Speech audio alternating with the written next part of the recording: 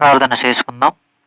పరలోకమందున్న మా కన్న తండ్రి, మమ్మలను మిక్కిలిగా ప్రేమించిన మా గొప్ప దేవ, మీకు కృతజ్ఞత స్తోత్రాలు తెలియజేయచ్చు.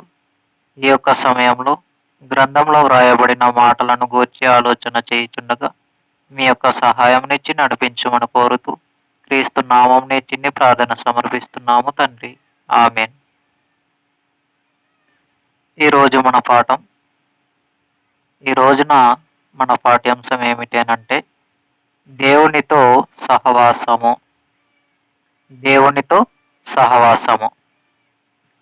దేవునితో సహవాసము అనే ఈ పాఠ్యాంశము మనకు అర్థం కావాలి అనంటే ప్రాముఖ్యముగా ఈ లోకంలో భూమి మీద బ్రతుకుచున్నటువంటి మనము ఎవరితో సహవాసం చేస్తున్నాము, ఎలాంటి సహవాసాన్ని కలిగి ఉంటున్నాము అనేది మనము భౌతిక పరముగా మనం ఆలోచన చేసిన తరువాత దేవునితో సహవాసం అనేది ఎలా ఉండాలో మనం నేర్చుకుందాం. మొదటిగా దేవునితో సహవాసం మనకు అర్థం కావాలి అనంటే, దేవునితో సహవాసంగా మనం ఉండాలి అనంటే, ఈ లోకంలో భూమి మీద బ్రతికి ఉన్న మనము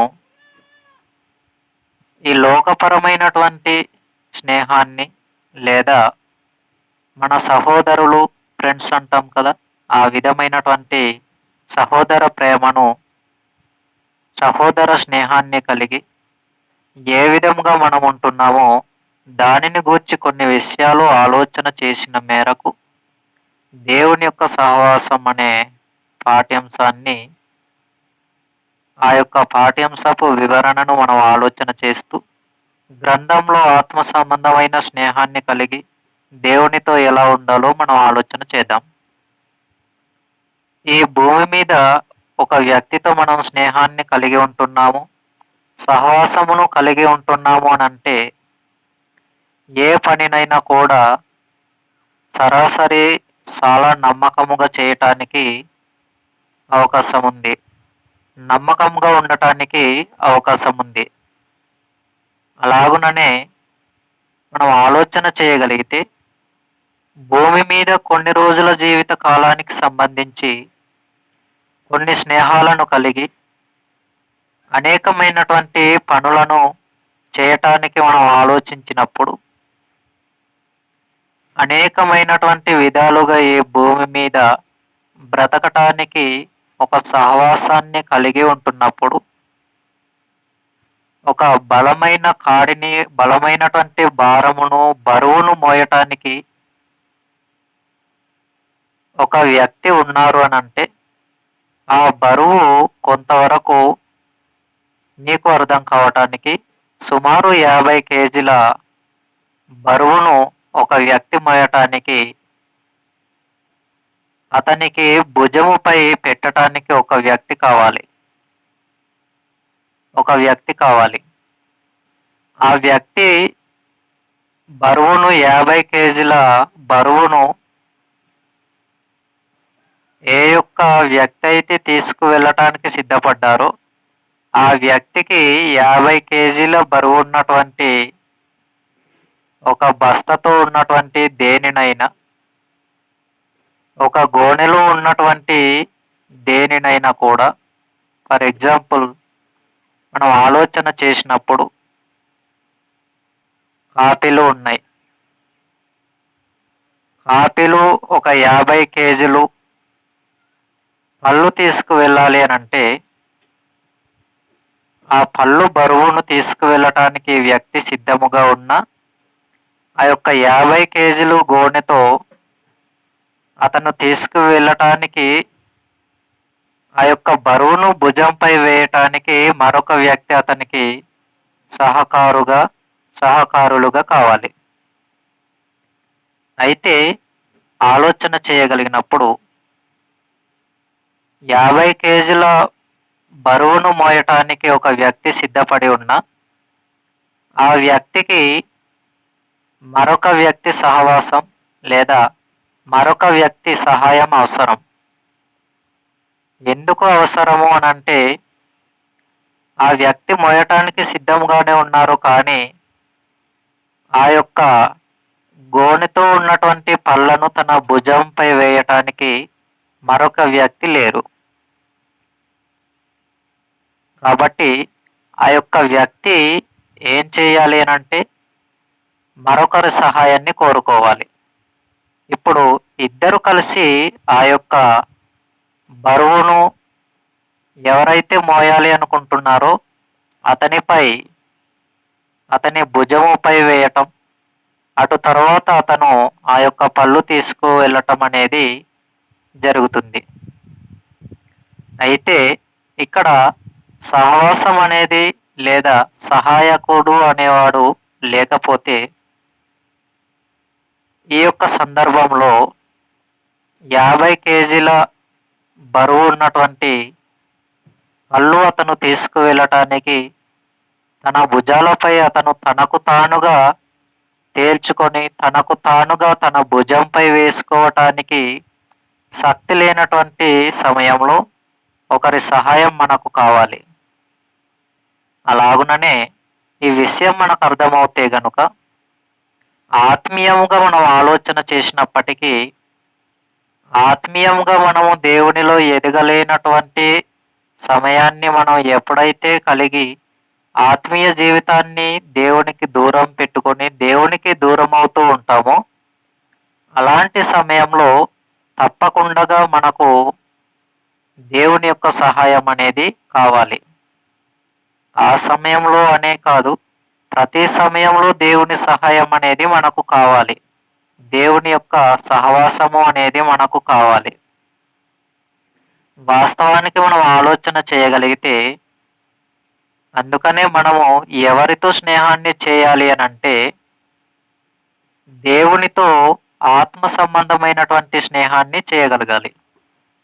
గ్రంథంలో వ్రాయబడిన మాటలు మనకు అర్థం కావాలి అన్న గ్రంథాన్ని అనేకమైనటువంటి విషయాలు మనము తెలుసుకొని అనేకమైనటువంటి విషయాలను సంఘ విశ్వాసులకు తెలియజేయాలి అన్న సంఘ విశ్వాసులకు బోధించాలి అనన్న గ్రంథంలో ఉన్నటువంటి విషయాలు మనకు అర్థం కావాలి అంటే దేవునితో ఆత్మ సంబంధమైనటువంటి సహవాసాన్ని లేదా స్నేహాన్ని మనము కలిగి ఉండాలి.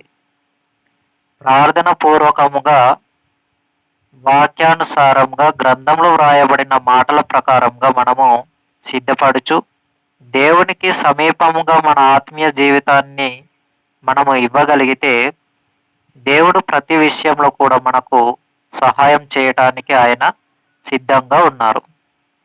కాబట్టి మనం ఆలోచన చేయగలిగితే ఎవరితో స్నేహాన్ని కలిగి ఉంటే వారిలో ఉన్నటువంటి కొన్ని విషయాలను కొన్ని లక్షణాలను నేర్చుకోవటానికి అవకాశం ఉంది. ఆ ఆలోచన మేరకు పాటించగలిగితే ఫర్ ఎగ్జాంపుల్ మనం ఆలోచన చేయగలిగితే ఈ లోకంలో కొన్ని సందర్భాలను కొన్ని మంచి లక్షణాలను అనేకమైనటువంటి మంచి కార్యక్రమాలను చేయగలిగే ఆలోచన కలిగినటువంటి వారు చాలామంది ఉన్నారు. అయితే వారితో మన స్నేహాన్ని పెంచుకోగలిగితే వారితో మన సహవాసాన్ని వారితో మనం కలిసి ఉండగలిగితే వారిలో ఉన్నటువంటి ఆలోచన మేరకు మన ఆలోచనలను పొందుపరుచుకోగలిగితే వారిలో ఉండేటటువంటి లక్షణాలు వారిలో ఉన్నటువంటి ఆలోచనలను మనము కూడా పాటించటానికి అవకాశం ఉంది. అలాగుననే ఫర్ ఎగ్జాంపుల్ మనం ఆలోచన చేయగలిగితే ఒక వ్యక్తి దొంగతనానికి సిద్ధపడి దొంగతనం చేయాలి అన్న ఆలోచనతో ఉండి అదే ఆలోచనను తన తోటి స్నేహితునితో చెప్పారనంటే ఆ వ్యక్తి కూడా తన ఆలోచనను సమ్మతించగలిగితే ఇద్దరి ఆలోచన అక్కడ ఏకమైనట్టు. కాబట్టి మనం ఆలోచన చేయగలిగితే ఎవరితో సహవాసాన్ని కలిగి ఉంటే వారిలో ఉన్నటువంటి లక్షణాలను వారిలో ఉన్నటువంటి ఆలోచన మేరకు మనం కూడా నేర్చుకునే అవకాశాలు ఉన్నాయని దీనిని బట్టి మనం అర్థం చేసుకోగలం. వాస్తవానికి మనం ఇప్పుడు ఆలోచన చేయగలిగితే గ్రంథ పరిపక్వత కలిగినటువంటి వారు గ్రంథాన్ని అవగాహన కలిగి గ్రంథంలో ఉన్న మాటలను నేర్పించేవారు గ్రంథానుసారముగా బ్రతికేటటువంటి వారు ఎవరైతే ఉన్నారో వారితో మన యొక్క స్నేహాన్ని కలిగి ఉంటే, మన యొక్క సహవాసమును కలిగి ఉంటే, వారితో మనము చక్కగా మాటల విషయాల్లో కానీ, మన యొక్క ఆత్మీయ జీవిత ఆలోచనల ప్రకారము కానీ, వారితో ఎప్పుడైతే సహవాసమును కలిగి ఉంటామో, వారిలో ఉండేటటువంటి ఆత్మ సంబంధమైనటువంటి ఆలోచనలు కూడా మనము పాటించటానికి వాక్యానుసారమైనటువంటి విషయాలు, ఆలోచనలు అయితే, గ్రంథానుసారమైనటువంటి విషయాలు, ఆలోచనలు అయితే, మనము కూడా నేర్చుకోవటానికి అవకాశం ఉంది. అలాగనే సంఘంలో కూడా సహవాసం అనేది చాలా ప్రాముఖ్యమైనది. సంఘ విశ్వాసులలో కూడా సహవాసము అనేది చాలా ప్రాముఖ్యమైనది. ఫర్ ఎగ్జాంపుల్ మనం ఆలోచన చేయగలిగితే అపోస్తుల కార్యములో 2వ అధ్యాయము 42వ వచనంలో అపోస్తులుల బోధయందును సహవాసమందును రొట్టె విరుచుటయందును ఎడతెగక ఉండిరి అనే మాటను మనం చూస్తాం. సహవాసంలో వారు ఎడతెగలేదు, విడిపోలేదు. ఈ మాటలు మనకు ఏం నేర్పిస్తున్నాయి అని అంటే, సంఘంలో మనము సంఘానికి దూరంగా ఉండటానికి, సహవాసాన్ని కోల్పోవటానికి వీలు లేదు అనే విషయాన్ని మనకు నేర్పిస్తుంది. కాబట్టి సంఘముగా కూడుకోవటం, సంఘ సహవాసంలో చేరుకోవటం, ఇవన్నీ కూడా ఒక క్రైస్తవ జీవితాన్ని కలిగి, ఒక విశ్వాస జీవితాన్ని కలిగి ఉన్నటువంటి ఎవరైనా కూడా దేవుని యొక్క సహవాసమును, సంఘ సహవాసమును కలిగి ఉండాలి. సంఘ సహవాసంలో ఉన్నవారే దేవుని యొక్క సహవాసాన్ని కలిగి ఉంటారు. దేవుని యొక్క సహవాసంలో ఉన్నవారే సంఘంలో సహవాసాన్ని కలిగి ఉండటానికి ఇష్టపడతారు. కాబట్టి మనం ఆలోచన చేయగలిగితే, సంఘానికి సహవాసానికి దూరంగా ఎప్పుడైతే ఉంటామో మనం ఆలోచన చేయగలిగితే, ఎగ్జాంపుల్ ఈ మాట మనకు అర్థం కావటానికి, ఒక గాలిపటాన్ని నా చేతితో పట్టుకొని దానిలో దారాన్ని తగిలించి, ఆ యొక్క దారాన్ని నా చేతితో పట్టుకొని గాలిపటాన్ని ఎగురవేస్తూ ఉన్నప్పుడు, ఆ యొక్క గాలిపటానికి నేను ఏ దారాన్ని అయితే పెట్టానో ఆ దారాన్ని నా చేతితో నేను పట్టుకుని ఉన్నంత వరకు ఆ గాలిపటం నా చేతి అదుపులోనే ఉంటుంది. నేను ఆ యొక్క గాలిపటాన్ని, ఆ దారాన్ని పట్టుకుని ఉన్నప్పుడు ఆ గాలిపటం నా అదుపులోనే ఉంటుంది. ఎప్పుడైతే నేను పట్టుకున్నటువంటి దారం తెగిపోతుందో, అటు తర్వాత గాలిపటం నా స్వాధీనంలో కానీ, నా అదుపులో కానీ ఉండటానికి అవకాశమే లేదు. ఎందుకు అనంటే, ఆ యొక్క తెగిపోయినటువంటి దారం, ఆ యొక్క ముక్క అయితే, త్రెంచబడినటువంటి ఏదైతే దారపు ముక్క ఉంటుందో ఆ యొక్క దారపు ముక్క నా యొక్క చేతిలో మిగులుతుంది. మరొక దారపు ముక్క ఆ యొక్క గాలిపటంలో నుండి ఆ యొక్క గాలిపటం ఎక్కడికో వెళ్ళిపోతుంది. గాలి వీచినప్పుడు ఆ యొక్క గాలిపటం ఎక్కడికో వెళ్ళిపోతుంది. ఎలా వెళ్ళిపోతుంది అని అంటే, దానిని అందుకోవటానికి కూడా అవకాశం లేనంత దూరంలో వెళ్ళిపోతుంది. దానిని పట్టుకోవటానికి, చేతితో తీసుకోవటానికి అవకాశం లేనంతటి దూరంలో వెళ్ళిపోయే అవకాశాలు ఉన్నాయి. ఎలాంటి శిఖరాలలోనికి ఆ యొక్క గాలిపటం వెళుతుందో, ఎలాంటి లోయల ప్రదేశంలోనికి ఆ గాలిపటం వెళుతుందో, అది దానిని చేరుకోవటానికి, దానిని తీసుకోవటానికి కూడా నాకు అవకాశం ఉండనటువంటి స్థితిలో ఆ యొక్క గాలిపటం అనేది ఎగిరిపోతుంది. అలాగే మనం ఆలోచన చేయగలిగితే, దేవుని యొక్క సహవాసమును, సంఘ సహవాసమును ఎప్పుడైతే కోల్పోతామో, తెగిపోయినటువంటి గాలిపటముతో మన ఆత్మీయ జీవితం కూడా సమానమవుతుంది. తెగిపోయినటువంటి గాలిపటముతో మన జీవితం కూడా సమానమవుతుంది.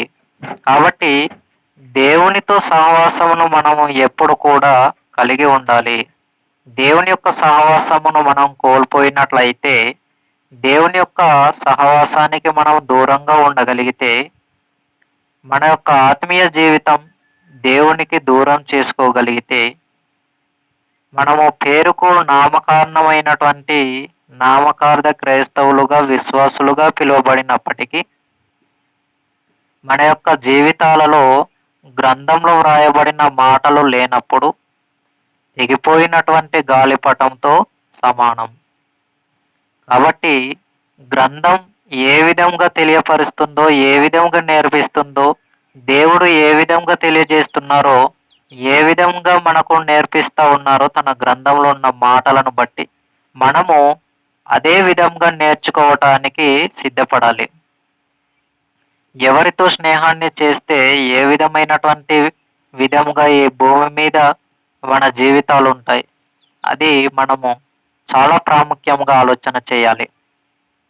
ఫర్ ఎగ్జాంపుల్ మనం ఆలోచన చేయగలిగితే దుష్ట సాంగత్యము మంచి నడవడిని చెరుపును అన్నాడు. దుష్ట సాంగత్యము మంచి నడవడిని చెరుపును అన్నాడు అని అంటే దుష్ట సాంగత్యము అనగా చెడు ఆలోచనలు. ఈ మాట ఎక్కడ వ్రాయబడింది అంటే కొరింథీయులకు రాసినటువంటి మొదటి పత్రిక 15వ అధ్యాయము 33వ వచనంలో ఈ మాట మనం చూస్తాం. కొరింథీయులకు రాసినటువంటి మొదటి పత్రిక 15వ అధ్యాయము 33వ వచనంలో ఈ మాటను మనం చూస్తాం. వాస్తవానికి దుష్ట సాంగత్యము మంచి నడవడిని చెరుపుననగా ఆత్మ సంబంధమైనటువంటి ఆలోచనలను కలిగి ఉన్నటువంటి విశ్వాసులు ఎవరైతే ఉన్నారో ఆ విశ్వాసుల జీవితంలో దుష్ట ఆలోచన ప్రవేశించి ఆ ఆలోచన మేరకు వీరు పాటించగలిగితే ఆ ఆలోచన వీరిని పాడు చేసినట్టే. దుష్ట ఆలోచన మంచి ఆలోచనలో నుండి, దేవుని ఆత్మ సంబంధమైన ఆలోచనలో నుండి వీరిని దూరం చేసినట్టుగా మనం అర్థం చేసుకోవాలి.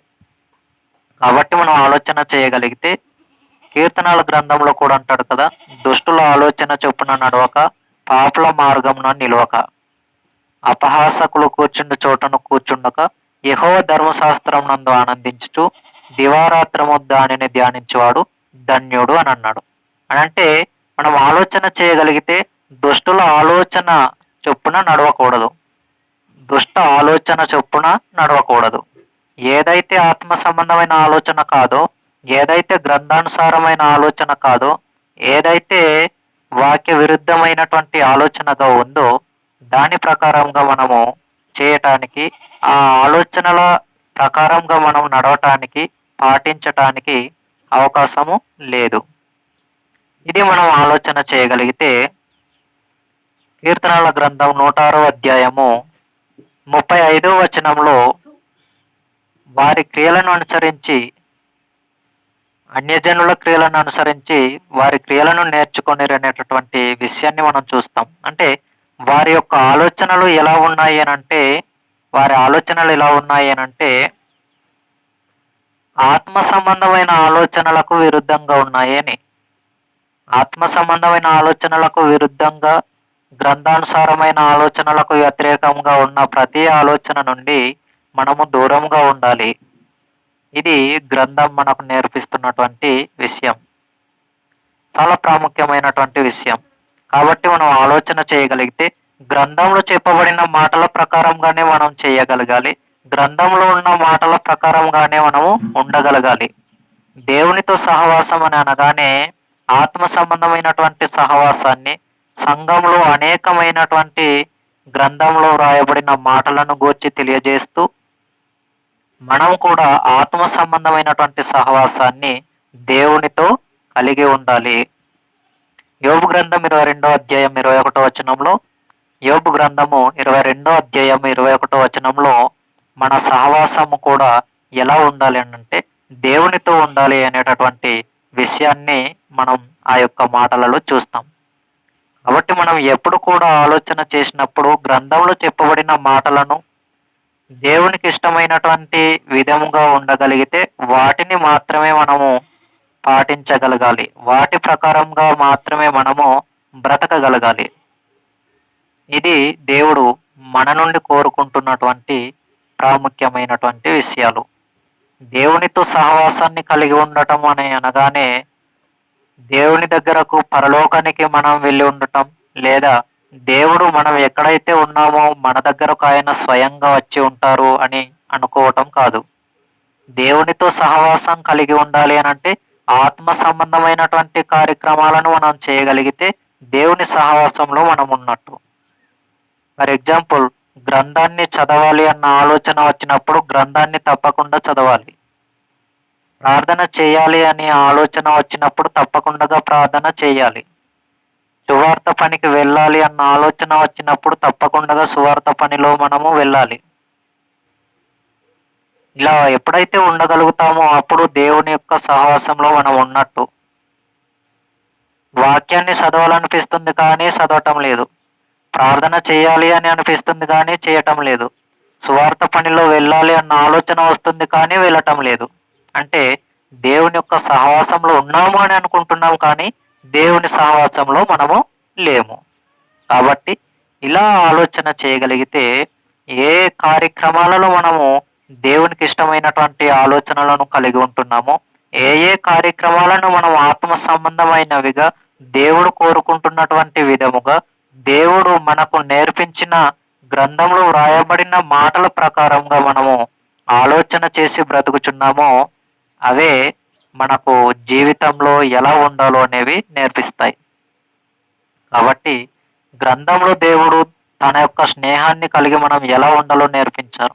ఫర్ ఎగ్జాంపుల్, మనం ఆలోచన చేయగలిగితే సామెతల గ్రంథం 17వ అధ్యాయం 17వ వచనంలో నిజమైన స్నేహితుడు విడవక ప్రేమించును అన్నాడు. కాబట్టి మనం ఆలోచన చేయగలిగితే ఇప్పుడు నిజమైన ఆత్మ సంబంధమైన స్నేహితుడు ఎవరు అని మనం ఆలోచన చేసినప్పుడు తప్పకుండా దేవుడే మనకు ఆత్మ సంబంధమైనటువంటి స్నేహితుడు. కాబట్టి దేవుని యొక్క సహవాసమును మనం కోల్పోకుండా, దేవుని యొక్క సహవాసం నుండి మనం దూరం కాకుండా ఆత్మ సంబంధమైనటువంటి గ్రంథానుసారమైనటువంటి జీవితాన్ని కలిగి సంఘ సహవాసంలోనూ ఆత్మ సంబంధమైన అనేక విషయాల కార్యక్రమాలలో మనము సహవాసాన్ని కలిగి ఉండాలి. ప్రాముఖ్యముగా దేవుని యొక్క సహవాసంలో నుండి మనం వేరైపోకూడదు. సంఘ సహవాసంలో నుండి మనం వేరైపోకూడదు. దేవుడు కోరుకుంటున్నటువంటి మాటల ప్రకారంగానే మనం ఉండాలి. దేవునికి ఇష్టమైనటువంటి జీవితాన్ని కలిగే మనము ఉండాలి. ప్రార్థన చేసుకుందాం. పరలోకమందున్న మా కన్న తండ్రి, మమ్మలను మిక్కిలిగా ప్రేమించిన మా గొప్ప దేవ, మీకు కృతజ్ఞత స్తోత్రాలు తండ్రి. ఈ యొక్క సమయంలో దేవునితో సహవాసం అనేటటువంటి పాఠ్యాంశంపై ఇదిగో తండ్రి కొన్ని విషయాలు సంభాషణ చేయటం, మాట్లాడటం జరిగింది. ఈ యొక్క మాటలను బట్టి మీకు కృతజ్ఞత స్తోత్రాలు తెలియజేస్తూ ఈ యొక్క సమయంలో పాఠ్యాంశమును ముగిస్తుండగా మీ సహాయం దయచేయండి. మరలా ఈ విధంగా మీ యొక్క పాఠ్యాంశమును బోధించేంత వరకు మీ సహాయాన్ని ఇచ్చి నడిపించమని కోరుతూ క్రీస్తు నామమున ఈ చిన్ని ప్రార్థన సమర్పిస్తున్నాము తండ్రి. ఆమేన్.